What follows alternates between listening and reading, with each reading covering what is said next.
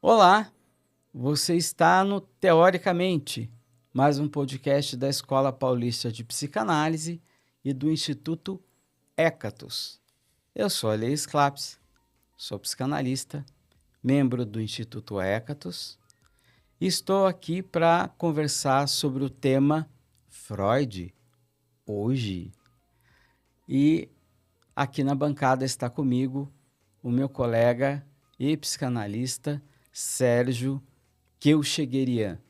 Seja bem-vindo, Sérgio. Muito obrigado, Ale, pelo convite. É um prazer estar aqui com você. Sérgio, para que estudar Freud hoje? Bom, Ale, ignorar Freud é querer ignorar todo o século XX e ignorar também esse início do século XXI, né? Freud tem uma importância enorme para toda a cultura do século XX, para sociologia, para a maneira como a gente vê e critica a arte hoje, para a literatura, Antropologia, sociologia. Tudo que faz parte da vida e que é a vida e que a gente hoje, no século XXI, continua trazendo para o nosso dia a dia. Vou trazer um dado bem curioso. O termo Freud é muito mais procurado no Google do que o termo psicanálise. É verdade, eu não sabia disso. Né? Então, por este parâmetro, poderíamos ter outro, Freud é muito maior que a psicanálise, pelo Google. Né? Então, é só um dado para a gente discutir, né, a importância de Freud dentro da cultura do século passado e deste século. Né? Freud vem sofrendo muitas críticas do movimento feminista, né? Principalmente pela questão que ele coloca ali da sexualidade feminina, não é? Virou um ponto vamos dizer, de altas críticas do movimento feminista, incluso de psicanalistas em relação ao tema. O que você pensa disso? Eu acho, na verdade, que você não pode analisar Freud com os olhos de hoje. Você tem que necessariamente colocá-lo num contexto. A época em que ele viveu, nós estamos falando do século XIX, o nascimento dele. Estamos falando que os primeiros trabalhos dele, por exemplo, o Estudo da Histeria, por exemplo, ele foi publicado em 1895, é isso? Uhum. Então, você não pode estudar Freud olhando para a nossa época. Você tem que ver o contexto, onde ele nasceu. Viena era, nessa época, um lugar efervescente, né? O Império Austro-Húngaro estava praticamente começando a esfarelar. O contexto social lá na época também era completamente diferente do nosso hoje. Então eu entendo as críticas vistas do ponto de vista de hoje, mas a gente não pode levar para o século XIX coisas que a gente viveu, experimentou 120 anos depois. Você está me dizendo que eu entendo que a psicanálise é um sistema aberto. Ela não é um sistema fechado. Aberto e também acho que é um sistema que é vivo, né? Ele se desenvolve, ele vai depois de Freud vieram outros, né? Tem Melanie Klein, que fez mais um pouquinho. Winnicott. Né? Winnicott, que fez mais um pouquinho. Ferenczi, tem uma série de outros psicanalistas que juntos e separados também foram Temporalmente, fazendo, né? o que hoje nós compreendemos sobre a psicanálise, né? Você passa por tudo, passa por Lacan, passa por Bion, então, e tem uma evolução, né? Mesmo não gostando dessa palavra evolução hoje, que é muito mal utilizada, mas existe esse desenvolvimento, né? Freud foi a primeira semente, ele plantou. Depois dele vem uma série de outros pensadores que pensaram método, pensaram a clínica, pensaram as teorias dele, o ser humano dentro dos contextos do século que foram vindo, Primeira Guerra, Segunda Guerra, enfim, o próprio feminismo, né, que acaba a Segunda Guerra. A Primeira Guerra e a Segunda Guerra são muito, entre aspas, importantes para essa virada do feminismo. O papel da mulher assumiu um outro lugar, né? Então, você criticar Freud pelo que ele pensava na época, eu acho um pouco equivocado. Para mim, é criticar Monteiro Lobato por algumas coisas que ele escreveu. Mais ou menos isso. Não é? Ou seja, precisa entender que ele é filho de uma época. E eu acho também que tem uma outra questão importante quando a gente analisa a obra do Freud. Eu sempre... Alguém me fala algo... Bom, você está falando recalque, mas qual recalque? O recalque de 1895, o recalque de 1915, o recalque de 1926, o recalque... Do que você está falando? Porque mesmo na obra do Freud, o mesmo termo vai ganhando texturas diferentes. Né? Então, para mim tem que se prestar muita atenção. Eu acho que hoje se lê muito mal Freud. Mas isso é um traço contemporâneo, né? Nosso, de não conseguir fazer a leitura daquilo que se lê, né? Daquilo que foi posto, né? A reflexão. Não é? Uma outra questão minha. Muitas vezes na faculdade se ensina Freud até 1905. Né? Sonho, interpretação do sonho, recalque e, quando muito, ego, id e superego. Acabou. Tchau. Né? Então, assim, se lê mal Freud. Né? E tem textos que são, assim, verdadeiras obras de arte, sabe? São ouro. E que, às vezes, passam despercebidos. E é interessante isso, né, Ali? Porque você querer ignorar teorias básicas do Freud, por exemplo, sei lá, o inconsciente,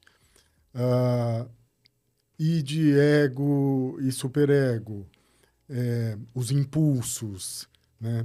Quase todas as outras escolas que vieram pós-Freud, a base dela está aí. Sim. Não tem como você desenvolver a psicanálise sem você compreender o papel do inconsciente, o papel do recalque, os impulsos.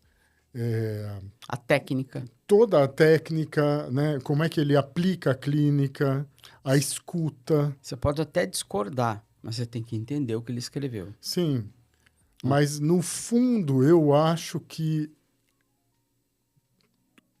qualquer outro psicanalista faz uso dessa metodologia. Todos. Né? Então, é difícil você olhar para Freud hoje com desprezo por causa, por exemplo, dessa questão que nós iniciamos a nossa conversa, que é você não colocá-lo no contexto e criticá-lo pelo machismo ou por qualquer tipo de falta de cuidado que nós temos hoje com questões de gênero, por exemplo. Como é que ele ia discutir isso na época? E por falar nisso, um dado interessante, Os 3 Ensaios da Sexualidade foi o texto que ele mais mexeu. A última modificação dele foi lá para 1923, 24. Ele escreveu esse texto em 1905. Ou seja, ele fez para mais de 20 e tantas modificações do texto. Isso para mim diz duas coisas. Primeiro, que ele não tinha medo de mudar o que ele pensava. Isso eu acho que é uma característica de Freud, rever conceitos, né? Rever teorias. Né? E sem problema algum. Né? Eu tive o cuidado de ir pegando versão por versão. O segundo texto que ele mais modificou foi a interpretação dos sonhos. Posso estar enganado, tá? Mas foi a modificação, a interpretação dos sonhos. Que ele mais mexeu. Porque quando lançou, ele era pequenininho. Depois foi crescendo. Não é? Então, é uma pessoa, Freud, e eu acho que isso a gente tem que colocar em cena, que não se furtava a mudar de ideia. Não é? Se ele estivesse vivo, eu acho que a gente estaria na 50ª tópica. Pode ser mesmo. Não é? Pode ser. E você pode fazer paralelos com isso que ele criou, digamos assim, com as teorias dele, e trazer para o século XXI. Né? Uhum. Você pode, por exemplo, o próprio texto sobre a histeria. Mesmo que hoje não se, entre aspas, trate da histeria como Freud tratou, mas está tudo aqui. Né? Você pode, por exemplo, a histeria seria a impossibilidade de tratar, de traduzir com palavras, né, aquilo que você recalcou, e isso reverte no corpo. Né? A gente vê isso hoje. Sim. Né? De fora para dentro, da sociedade contemporânea, as pressões, por exemplo, nas questões de gênero hoje. Né?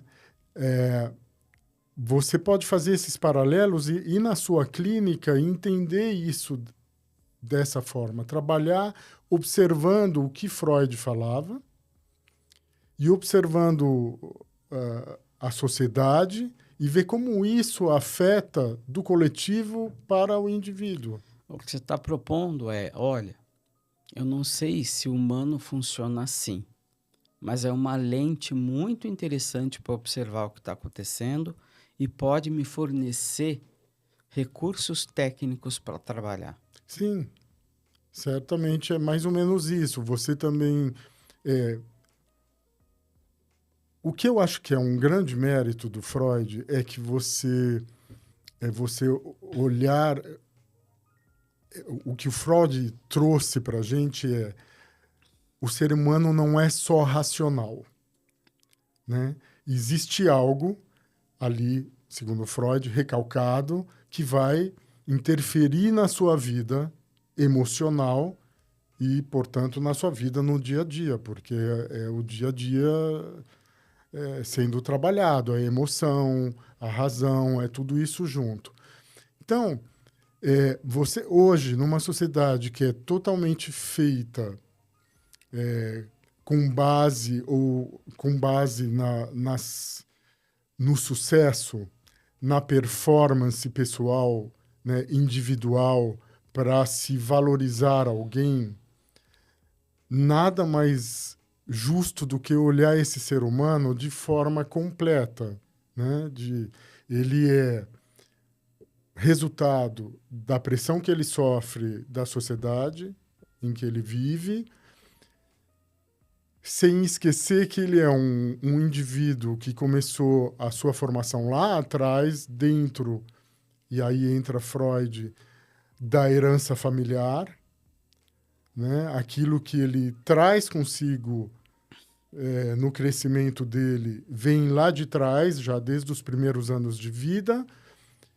Tem herança filogenética. E como é que a gente vai trabalhar isso hoje, numa sociedade que exige tanta rapidez, que te apresenta o tempo todo novidades, né? Se você e que exige de você uma exposição, por exemplo, as redes sociais, que estão sempre demandando de você, olha, você tem que parecer assim para poder ser aceito, você precisa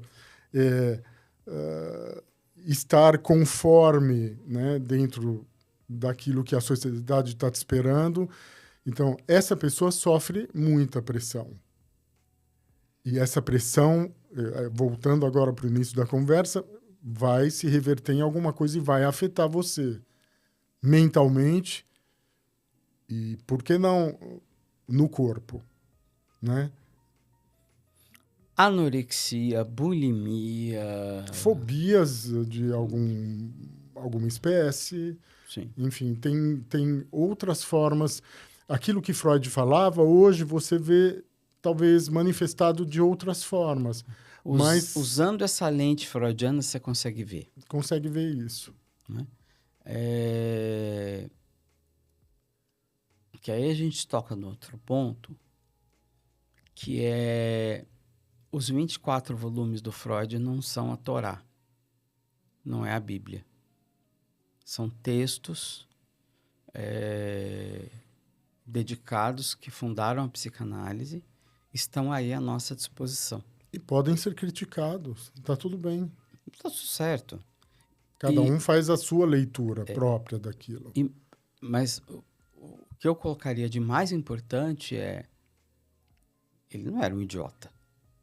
Ele era um gênio. De jeito nenhum. Para mim, Freud foi um dos homens mais importantes do século XX. Logo, o que eu consigo extrair desses 24 volumes, 23 volumes, que seria útil para a minha clínica hoje? Tem muita coisa lá dentro. Muita coisa. Se você divinizá-lo, aí você não vai sobrar espaço para críticas, né? Não vai sobrar espaço para você fazer uma leitura crítica sobre aquilo que ele escreveu.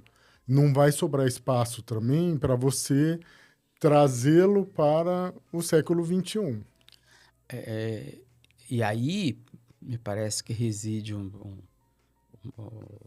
a crítica do movimento feminista, o qual eu estou tratando com profundo respeito de criticar Freud.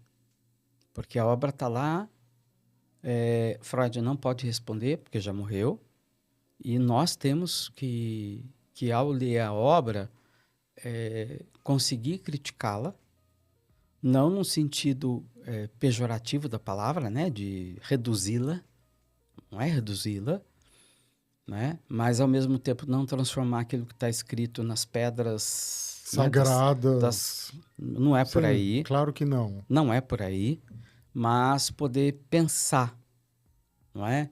Bom, isso é útil para a clínica hoje ou não é útil para a clínica hoje?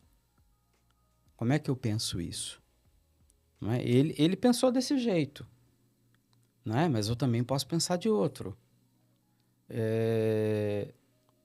E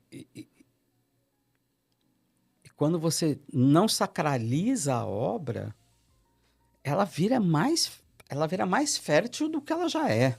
Sim, vamos lá. Vamos pegar alguns exemplos aí das obras dele. Vamos. Né? Se a gente, por exemplo, traga para o contexto século XXI, Totem e Tabu. Sim.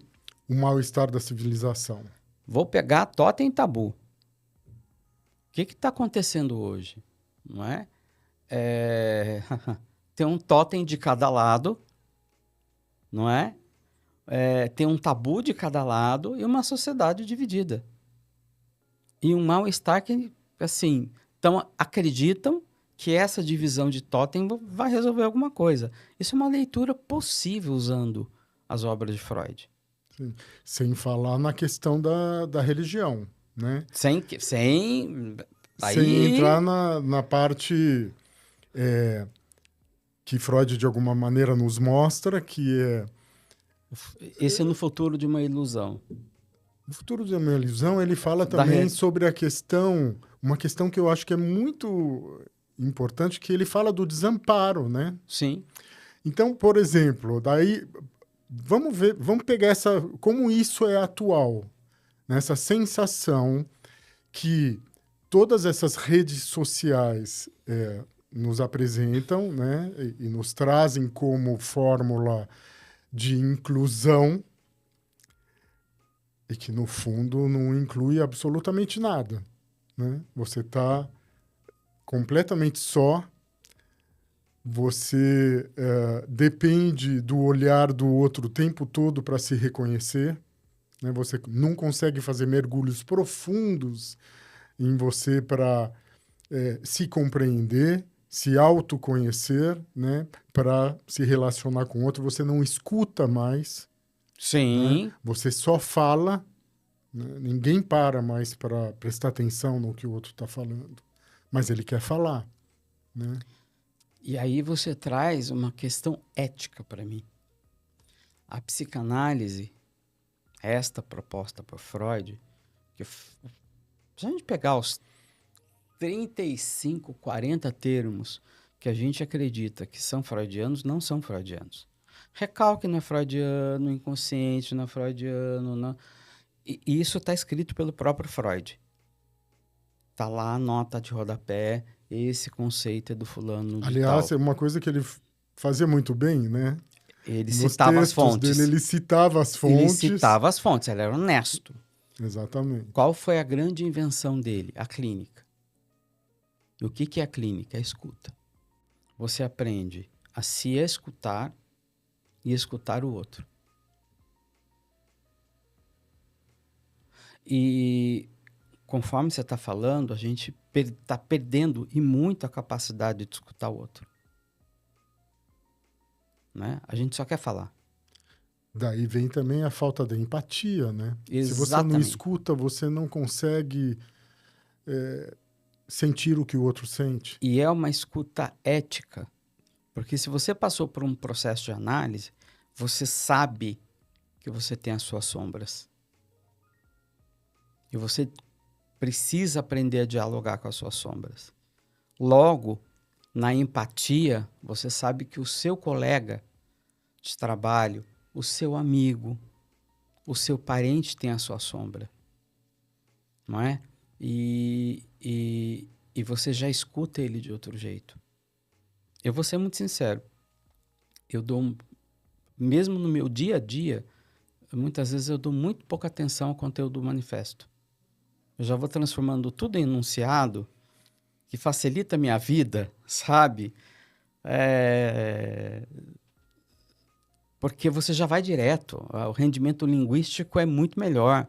Você capta a emoção daquela pessoa, capta aquilo que ela está querendo realmente te dizer, mas, sei lá, a linguagem não permite, o português não sei o quê, educação não sei o quê, mas você capta e já responde direto, já vai, sabe? É uma questão interessante que você está colocando, mas também é que cada um tem o seu tempo, né? Uhum. Dentro da análise, inclusive o psicanalista. Sim. Né? Não é que o psicanalista está pronto quando ele está no setting. A gente né? nunca está pronto. Então, a escuta, o que ela faz? Ela abre os poros, né? Ela Sim. faz com que você fique mais sensível Uhum. e que você, de alguma maneira, preste atenção em alguma palavra. Uma textura emocional que não está combinando com a fala. Ela fica muito mais à flor da pele, né? A pessoa está falando que está tudo bem, mas você... Não está tudo bem, desculpa. Vamos conversar? Né? Ou seja, é mais empático, é mais direto. Não é? E no final, o seu interlocutor se sente acolhido. Que eu acho que cai naquilo que a gente estava falando sobre a sociedade contemporânea, que é a vontade de ser acolhido. Isso está muito exposto, né? Vamos voltar para a rede social. Sim. Né? O que você está fazendo lá? De alguma maneira, você está se mostrando da melhor forma possível, né? Para que o outro goste de você, para receber um like, né? Para que alguém te siga. E quando você está numa sessão de análise e você tem do outro lado um analista que é todo ouvidos e que você pode ser aquilo que você é e falar sobre medos, desejos, dos seus traumas em geral, E isso demora para o paciente conseguir. muito, porque é necessário muita confiança também, né, Ale? Essa troca, ela é conquistada, né? Não é algo gratuito assim. E o paciente precisa vencer as suas resistências em falar sobre isso. É a parte mais difícil, É a né? parte, mas só isso já vai 2, 3 anos, né? A gente está achando que, chegou já... Não, não é chegou já vai E falando. aí a gente entra novamente em Freud, né? Sim, Quando ele fala da questão do tempo da análise, sim, né? Tem tempo para começar, para acabar uma análise, né? né? Ele questiona tudo isso, né? Uma pergunta para ti. Quais os textos que você selecionaria que você mais usa na sua clínica? E como é que você usa esse texto na sua clínica? Não é? Uma vez que a gente já está dizendo, olha, precisamos ter um olhar crítico. Olha, crítico não é desvalorizar, crítico é pensar que aquilo tem né? Tem a sua época, como é que eu penso isso nessa época e como é que eu pessoalmente uso determinados textos. Eu acho assim importante antes dizer que eu já sou naturalmente crítico, né? Então eu tenho essa coisa exagerada e que na leitura dos textos de Freud, para mim acontece um processo automático. Eu já trago automaticamente para cá, para hoje. Então eu consigo, por exemplo, imaginar ele fazendo as primeiras sessões dele ali ainda com um Breuer ao lado dele de alguma forma, né, caminhando naquele sentido, mas eu consigo, por exemplo, no estudo sobre a histeria, fazer esses paralelos aí que a gente falou agora há pouco, né? Ver como isso, na verdade, está interferindo, como essa pressão da sociedade atual age no corpo mental e físico do meu paciente. Né? Isso é uma das coisas. Depois tem toda a teoria sobre a sexualidade dele, né? Que é riquíssima e que eu acho que continua válida em muitos aspectos, né? Depois nós falamos de totem e tabu, que eu acho que também hoje a gente consegue trazer muito bem na questão da religiosidade que se apresenta hoje de uma forma muito dividida e, ao mesmo tempo, hermética. A crença, ela chega pronta e modelando o ser humano, né? Você tem que ser assim porque essas são as regras que você deve seguir se você for de tal religião ou tal religião, né? Então, isso com certeza traz consequências, de novo, para o corpo da pessoa e para a mente dessa pessoa. Ela vai... porque não adianta a gente falar, ela vai para uma igreja, para um templo qualquer, e vai se submeter àquilo, mas às vezes há forças contrárias nela, né? Há emoções contrárias, há muitos aprendizados que não foram racionalizados, mas que estão ali atuando. Então, de alguma forma, aquilo vai adoecer essa pessoa. Né? É isso que eu acredito. Então, eu tento ver de uma maneira mais aberta possível. Eu acolho antes toda essa vivência dessa pessoa para entender quem é aquele ser humano dentro da sociedade hoje. Né? É mais ou menos assim que eu vou avançando nas minhas sessões.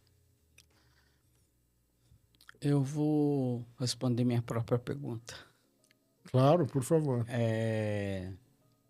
O que eu uso muito? a noção de, lá em 1900, da interpretação dos sonhos, que na verdade é de 1899, a diferença entre conteúdo latente e manifesto, né? Que depois, lá na frente, vai se chamar o latente de enunciado, fantasia, muda o nome, mas existe essa separação entre o que você diz e o que você fala. Eu uso, para mim é fundamental.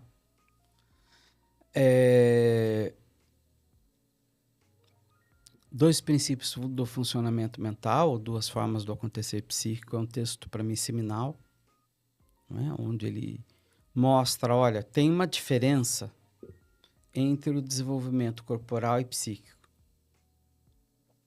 que a gente precisa dar conta, não é? Eu posso te interromper um pouquinho, porque Claro. eu acho também que é muito interessante hoje, a questão do princípio do prazer e o princípio da realidade, né? Numa sociedade que quer tudo imediatamente, que as coisas aconteçam já, né? E também que sofre uma pressão para se ter uma performance sempre de sucesso, você não pode errar, porque talvez você seja cancelado, você não pode falar algo que o outro desgoste, porque talvez você seja apagado, né? Algum tipo de coisa nesse sentido. Essas duas, esse princípio do prazer e o princípio da realidade que o Freud traz para a clínica, eu acho hoje assim, o paciente conseguir compreender que o imediatismo, na verdade, pode ser o gerador de novas neuroses, Sofrimentos. E de novos sofrimentos, eu acho que é uma das maiores dificuldades hoje na clínica. Porque ele não quer esse tempo. Ele quer ir diretamente para o prazer. Uhum. Né? Eu acho que isso também é um ponto que a gente pode citar que Freud trouxe, né, nas suas teorias. Nesse texto. Nesse texto, e que a gente Em pode vários trazer outros. para hoje fazer paralelos muito Sim. importantes. E como que eu uso essa diferença quando ele traz? Olha, existe uma diferença entre o desenvolvimento psíquico e o corporal. Sempre quando um paciente chega para mim, eu me pergunto que idade ele tem. Ele pode ter qualquer idade. Ele pode ser uma pessoa de 50 anos e, na verdade, eu estou falando... Ser um adolescente. Esse é um adolescente. Eu tenho que falar com o adolescente. Não adianta falar com o adulto. Né? Ou eu posso falar com os dois. Mas eu tenho que reconhecer que a idade cronológica não bate com a idade psíquica. Está posto nesse texto. Né? Não com essas palavras, não com esse uso que eu estou fazendo, mas o texto me permite pensar isto. Tranquilamente o texto me permite. Não é? E você trouxe do mesmo texto um outro uso. Essa riqueza. Sim. Depende de quem lê, extrair como vai usar. Não é? Sem ficar fiel à vírgula. Não dá para ficar fiel à vírgula. Ninguém. De ninguém. Não há um lugar de saber absoluto de ninguém. Não. Isso é psicanálise. E assim, isso que eu acabei de falar, eu uso sempre. Nas relações pessoais, inclusive. Inclusive. Não tem como você fugir disso. Eu uso sempre. Recomendações aos médicos. Né? As 5 recomendações. Abstenção, papapá. Eu uso sempre. Eu penso sempre nisso. O que é ser neutro? Você me mandou um texto, um videozinho. Um videozinho de um psicanalista dizendo que ele, curiosamente, não recebe Feliz Natal, Feliz Ano Novo, feliz isso, feliz aquilo, feliz aquilo. Podemos discutir neutralidade assim? Nossa, daria 10 podcasts. Eu recebo eu recebo boas festas. E eu dou boas festas para os meus pacientes. Claro, nós estamos falando de seres humanos, né? Sim. De sentimentos, de emoções. Porque por mais neutro que você seja dentro de uma sessão, né? Eu não acredito muito nessa neutralidade, mas acho que para o paciente a visão é essa, né? De que o outro está recebendo aquilo que você fala e está trabalhando aquilo, mas de uma forma muito racional. O que eu quero dizer é que há, sim, emoção do outro lado. Né? Há sentimentos, há comparações. Sim. Hoje, com atendimento online, eu não recebo nada. Assim, de físico. Mas quando eu atendia presencialmente, não era incomum chegar no Natal e um paciente aparecer com uma garrafa de vinho. Uma forma de gratidão, né? É discutido isso? É. O que é isso? O que significa isso? Qual é o significado disso? Vamos discutir. Mas eu nunca deixava o meu paciente ir embora com a garrafa de vinho. Não é? Porque eu nunca duvido da minha capacidade de ser idiota. Pode ser que eu tenha sido idiota em aceitar. Mas recusar também pode ser uma idiotice. Pode ser dizer para ele... não estou nem aí com não você tô nem aí e com com aquilo que você você. sente por mim. Exato. E não acolher a gratidão. Não é? Ali expressa numa garrafa de vinho. Já teve situações que ficou claro que não era gratidão, era tentar uma sedução. Algum tipo de transferência. Exatamente. Né? Mas eu continuei com a garrafa de vinho. Né? Então, são atualizações que a gente pode pensar, não é? Aliás, isso faz me lembrar que Freud não lia Freud, ele servia bolinho para os pacientes. Então, mas é isso que enquanto você falava, eu estava pensando, né? A gente tem que ver Freud como a origem. Sim. Ele não tinha paralelos, ele não tinha Não. comparações a fazer. Aí você via bolinho. E aí, claro, ele vai servir bolinho, ele vai tentar tratar da filha dele.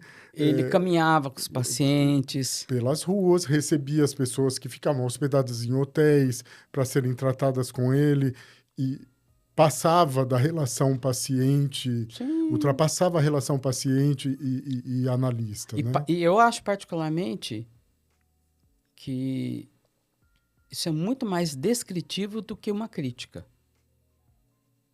Isso é descritivo, é a época dele, ele inventou, ele estava desenvolvendo, ele estava testando, ele estava vendo que funcionava, que não funcionava. Eu vejo dessa forma também. Eu acho que como ele não tinha... depois é que foram, a partir dos textos dele, inclusive dessas regras que ele coloca, que foram se estruturando e a psicanálise passou a ter algumas condutas de ética. Alguns parâmetros mínimos. Parâmetros, né? Ele não tinha nenhum. Né? Bom, voltando aos textos que eu uso. Amo textos sobre o narcisismo. Não uso exatamente como está no texto, mas... Como ignorar hoje, né? Como ignorar hoje. Impossível. Não é? Eu fico sempre atento à noção entre o narcisismo, né? O eu na frente de tudo, e a relação com o outro sendo compreendida com gratidão, amor e respeito à dependência que eu tenho do outro. Eu dependo da minha diretora, Isadora, que está aqui, para fazer um bom trabalho. Sem ela, eu não consigo fazer um bom trabalho. Sem essa estrutura, eu não consigo fazer um bom trabalho. Sem você aqui, eu não consigo fazer esse podcast. É ter essa noção, não é? Então, é um texto, para mim, seminal. Não sigo exatamente a questão da libido, fase, não sei das quantas, ppp, mas ele levanta uma questão que, para mim, é primordial com o meu paciente. Vou te dar um exemplo. Eu, por exemplo, quando fazia pilates, quando eu estava resfriado, eu não ia no Pilates. Por um simples motivo, eu não queria passar o resfriado Para as outras pessoas. para as outras pessoas. Não importa se eu estava me sentindo bem ou mal para ir no Pilates. Às vezes eu dava para ir para o Pilates, fazer Pilates, mas eu ia passar para as senhorazinhas que tá lá. Uma coisa é uma gripe em mim, outra coisa é uma gripe numa senhora de 70 anos. Não é a mesma coisa. Não vou.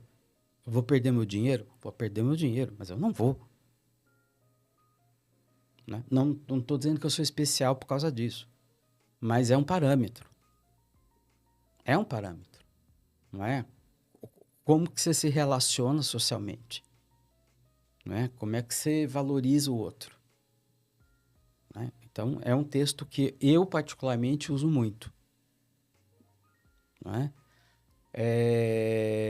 Ego, id, o ego e o id, eu uso bastante, mas eu acho que ele deveria se chamar ego, id e superego, porque eu uso muito a palavra superego. É que eu acho que, principalmente na nossa sociedade, né, na qual a gente vive hoje, acho que superego tem uma importância, assim... o superego está em todos os lugares, né? Sim. Em todos os lugares, desde redes sociais, de novo falando, nas relações que a gente tem, ele interfere, né? Ele começa lá atrás, né? Como já no primeiro ano de vida, né? Segundo Melanie Klein, superego arcaico. E aí você vai trazer esses parâmetros para cá e eles serão confrontados com os do dia a dia. Sim. Né? Então você vê como Freud é atual. Sim. Como que e por que deve se discutir e falar sobre Freud hoje, no século XXI? Hoje. Né? Quando eu dou supervisão, eu sempre falo duas coisas. Não duvido da minha capacidade de ser estúpido. Né? Me permito ser estúpido, sem problema nenhum. Não sou perfeito. E vamos tomar cuidado com o superego. Porque eu tô aqui para... Principalmente entre dois analistas, né? Exatamente. Eu tô aqui para te ajudar a ser o melhor analista amanhã do que você foi ontem. Do que você foi hoje. E é assim... Quase toda supervisão eu tenho que falar, tá cheirando superego. E olha só. O tripé. Exato. Né? Da onde veio? De Freud. Então. E por quê? Por causa desse controle todo, né? De uma tentativa de se ter um profissional ali dentro do setting, do outro lado, que seja um cara capacitado a te escutar. E aí eu tenho que, rapidamente, quando eu sinto o cheiro do superego, eu já tenho que... Opa! Deixa eu te falar uma coisa. Você fez o que você podia, da forma que você podia, nas condições que você tinha. Tá tudo bem. O que a gente está discutindo aqui são outras formas de ser. Outras formas de agir. Que você tem escolha entre o que você fez e mais uma outra coisa. Aí sabe quando baixa a bola? Dá um respiro. Dá um respiro e aí dá para continuar a supervisão. Porque se você não cuida, dali para frente acabou o trabalho. Dali para frente o superego vai imperar, né? Vai imperar e vai destruir o trabalho. A relação. E vai destruir o trabalho. Principalmente uma relação entre dois analistas, né? E você fazendo a supervisão, né? Não. Ou seja, você tem que estar muito atento. Muito atento. Então, é um conceito que eu uso muito. Ego e id não são conceitos que eu uso tanto, mas o de superego é direto, né? Faz parte muito do meu vocabulário. Um outro texto que eu uso bastante, construções, humor, sobre humor, sim, do Freud, porque eu acho que o humor na análise é uma coisa muito importante, porque ele facilita. Muito, é um facilitador mesmo. É um facilitador. Ele abre portinhas ali, Ele abre né? portinhas assim, E sim, foi. Depois fica mais fácil. Do que você dizer seriamente que isso... Diga com humor. Mesmo porque o humor vai relaxar um pouquinho o superego, né? Exatamente. Relaxa o ego. Tem um outro texto que eu uso muito, além do princípio do prazer. Não é? Do ponto de vista teórico, é uma lambança. Mas do ponto de vista prático, você pensar vida, morte, para mim é muito útil. Extremamente útil. Que as duas coisas estão juntas. E a observação da pulsão de vida, pulsão de morte?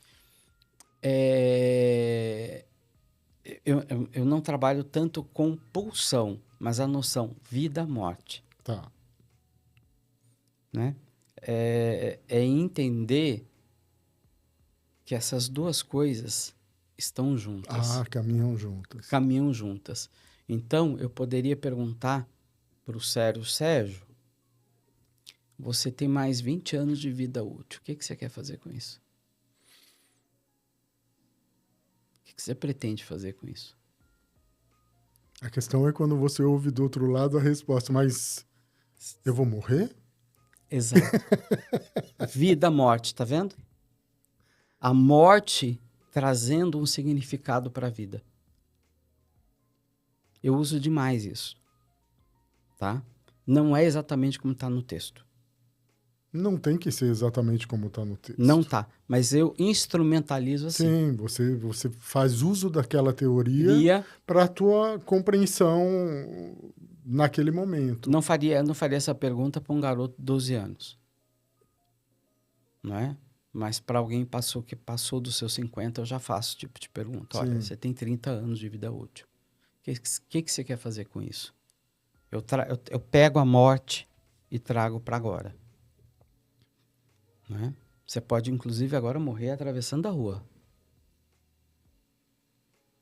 Qual o significado, qual o sentido que você quer dar para a sua vida? A morte me permite discutir o sentido da vida de uma pessoa. Sim. Então, para mim, é um texto seminal. Não é? Eu sei que tem a parte da repetição, que é a morte, a tendência à repetição. Acho tudo isso lindo, mas uso desta forma. Tem colegas que usam de outra forma e está tudo bem. Na verdade, o que você está fazendo é pragmatizando uma coisa, né? Me é útil utilizar o texto assim. Sim. Se para você é útil utilizar o texto de outra forma, tranquilo. Como eu penso a pulsão, papá. Tranquilo. A amizade é a mesma no final. O importante é ser útil para o seu paciente. É que eu acho que isso é a riqueza de Freud. Quando você tem o conhecimento das suas teorias, dos conceitos dele, e você não leva isso como se fosse uma Bíblia, né? Como se fosse a Torá, como você disse, você consegue instrumentar melhor. Você tem a base do teu raciocínio, das linhas de raciocínio, estão formadas segundo as teorias de Freud. Mas você pode manuseá-las de outra forma, né? Você pode instrumentalizar aquilo para trazer o teu paciente, para trazer aqueles produtos que foram recalcados para a superfície. E, de repente, pode me surgir um paciente que pensar em pulsão seja útil. E está tudo bem. Agora, tem uma questão que eu acho muito importante. Antes disso, tem que ter uma leitura séria, comprometida e entender bem do que você está falando. E para isso tem que ler muito bem Freud. Não é? Não é ir pegando o resumo de ChatGPT, de Google, não. É ler a obra. Com cuidado, com afinco, frase com frase, saber o que esse conceito vai aparecer em outros volumes, você poder comparar o conceito, por exemplo, instinto / pulsão em 1905 em 1910 e 14, quando ele fala de narcisismo, é poder comparar com 1919, certo? Ou seja, você saber que isso tem partes da Caminhou, obra. Isso isso. caminhou, você tem que saber. E para isso você tem que ter lido a obra. Ou seja, o que eu estou dizendo é, para fazer esse uso que a gente está discutindo aqui, requer um conhecimento profundo da obra. É que para fazer esse uso, né? E isso eu acho que é muito importante, principalmente hoje, onde, numa época em que a psicanálise está sendo muito debatida e às vezes banalizada, né? Tratada As com... duas coisas estão acontecendo. Né? Eu acho que, assim, a primeira, sem querer ditar regras também, porque Sim. não é a minha intenção, mas qual o papel do psicanalista? O que é ser psicanalista, né? Com que estofo, com que base, com que fundamentos você vai sentar e analisar esse outro ser humano que está na tua frente, dentro do teu consultório, né? Se tem buracos ali, você não vai conseguir. Você vai virar um amiguinho. E não é essa, né, a intenção da clínica psicanalítica, né? Você, como analista, está ali para direcionar, ajudar de alguma forma, mas ajudar sem ajudar, né? A minha opinião, assim, é minha opinião mesmo. Você tem que ter lido Freud, Klein, no mínimo. Ah, eu sou lacaniano. Tem que ter Não lido, tem como. tem que ter lido Lacan. Como é que você vai ser lacaniano se você não estudou Freud? Olha resumo de Lacan. Apostila de Lacan. Sim. Apostila de Freud. Não. É Freud. É Klein. Se for escola inglesa. Vai é na fonte, Winnicott. né? Você tem que ir na fonte. E demora. Demora às vezes mesmo, porque às vezes você faz 2, 3 leituras do mesmo texto e compreende eles de maneira diferente, né? A tua percepção sobre aquele texto é outra, né? Eu já dei na escola 4 leituras, grupos de leituras, de aprender da experiência. Não aguento mais. Mas cada leitura foi diferente. Cada leitura é diferente, né? E uma leitura de Mas e aí, aprender deu para você ignorar Freud, Não dá. mesmo sendo bioniano? Não dá. Freud, assim, você compara Freud com os demais. Se você falar Bion, é Bion comparado a Freud. Você vai ter que buscar lá onde é que Bion, de onde ele trouxe isso, né? Tem um processo Sim, evolutivo ali. de Klein, então, nem se fala. Mas, assim, no mínimo você vai comparar com Freud. No mínimo. Ainda que não tenha, supondo, tá? Que não tenha uma linha teórica que você possa traçar entre uma coisa e outra. Não importa. Você vai comparar com Freud. E para você comparar com Freud, você tem que ter lido... Você precisa conhecer Freud. Você precisa conhecer Freud. É isso aí. Sabe, assim, mesmo que você não enxergue a linha, você vai comparar com Freud. Qualquer psicanalista, você vai comparar Lacan com Freud, Melanie Klein com Freud, sei lá, o João da Silva com Freud. Você vai comparar com Freud. Não tem jeito. Freud explica? Nem tudo, mas Não é? ajuda. A gente tem o colega Leandro, que ele fala, é psicanálise clássica, blá, blá, blá. Tá comparando. Não tem como passar para uma psicanálise contemporânea sem conhecer a clássica. Mas concorda? Sim, Está comparando. comparativa. É comparativa. Se você não sabe qual é o outro termo da comparação, você está perdido. Você vai comprar alguma coisa que você não sabe o que é. Porque você não sabe qual é a comparação. Sim. E você perde escolha. Você perde muito. É uma riqueza de informação, né, ali. Sim. Freud traz temas que são... que já eram antes dele muito importantes e de alguma maneira moviam os seres humanos. E depois de Freud é uma outra maneira de se olhar esses seres humanos, né? A civilização, as questões da psique humana, né? Você observa tudo com outros olhos depois de Freud. O cinema, a literatura. Você fazer uma crítica hoje de um livro, vamos citar, sei lá, autoficção, ali tem toda uma linha psicológica. Vai passar. E que você vai se lembrar de Freud ao fazer. Vai. Mesmo que você não se lembre, você vai estar pensando como ele para poder analisar. Eu vou dar minha posição sobre... Eu também sou diretor de uma instituição, que é a EPP. Se você gosta ou não de Freud, vai criticar ou não Freud, mas vai ler. Para criticar, você tem que antes ler, né? Tem que antes ler. Se não é achismo. Se não é achismo. Não critica sem ler. Isso. Isso aí Isso aí é uma irresponsabilidade também, pensei né? nisso, né? Ou seja, leia, entenda. Aí se você não gostar, você critica. Mas leia, você vai ter que entender. Não consigo imaginar um psicanalista que não tenha dedicado um tempo da sua formação a uma boa leitura de Freud. Ali, será que tem alguma escola que comece um curso sem que a base seja as teorias dos conceitos freudianos? Tem.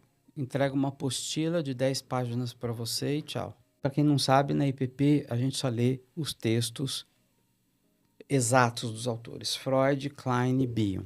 Não é? E um pouco de Winnicott, ou seja, mas sempre a fonte. Jamais a apostila, porque seria irresponsável. Tem que ler Freud, tem que ler Klein, tem que ler Bion. Ai, que difícil, Bion. Paciência. Vai ter que ler, né? Porque apostila, não. Né? E aí você forma a sua opinião. Aí você forma a sua singularidade. Mas você leu a base. Né? Então, não tem como. Eu nunca li o Narcisismo. Então, como assim você nunca leu o Narcisismo? Como assim você nunca leu o estudo sobre histeria? Como assim você nunca leu a interpretação dos sonhos? Tem como, gente? Nunca li o Ego e o Id? Nunca li Construções e Análise? Como assim? Como assim? Não tem conversa. Não é? Você não tem cafezinho de psicanalista que não leu isso. Não é? Eu não chamo quem não leu essas obras de psicanalista. Não chamo. Desculpa. Não tem como. Não te reconheço como um. Não tem como. Não tem como. A psicanálise começa ali. Sim. Então, se você entrar já... se você... Vamos supor que você entre para estudar Lacan, né? Que seja um curso de 6 meses.